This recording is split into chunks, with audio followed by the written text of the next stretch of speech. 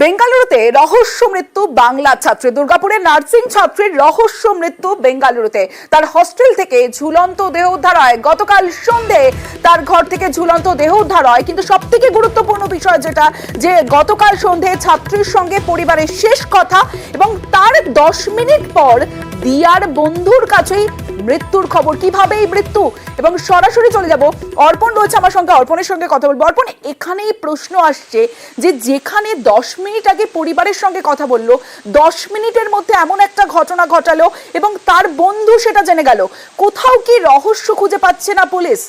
তদন্ত ঠিক কোন পথে এগোচ্ছে? দেখো এই গোটা ঘটনায় কিন্তু এই যে রহস্য মৃত্যুর ঘটনায় কিন্তু একেবারে পুলিশ তদন্ত শুরু করেছে। কারণ পরিবারের লোকজন তারা বেঙ্গালুরুর উদ্দেশ্যে রওনা দিয়েছে এবং সেখানকার যে পুলিশ থানা রয়েছে সেখানে তারা লিখিত অভিযোগ দায়ের করবে, এমনটাই পরিবার সূত্রে জানা যাচ্ছে।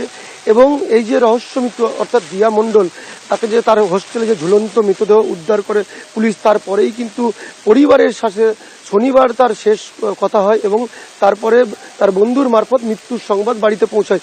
এই গোটা ঘটনাকে ঘিরে কিন্তু রহস্যের দানা বেঁধেছে। কারণ যেটা পরিবার সূত্রে যেটা জানাচ্ছে, তারা যেটা দাবি করছেন যে তাকে খুন করা হয়েছে।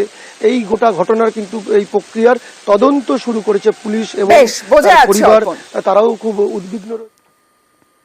দিদি বলছে যে আমার সঙ্গে দিয়ার যে এই ঘটনার ফোন এসছে তার 10 মিনিট আগে আমার সঙ্গে কথা বললো দিয়া। হলো কোনো তাতে অসঙ্গতি কোনো ছিল না, যে খারাপ কোনো উদ্দেশ্য বা ওর মনে কোনো টেনশন সেই ধরনের কোনো ছিল না। তারপরে এই ধরনের ঘটনা কি করে ঘটে যায়? তদন্ত তো অবশ্যই হওয়া উচিত, কারণ আমরা এত দূর থেকে আমরা কিছুই আমরা কাছে গিয়ে জানতে পারছি না।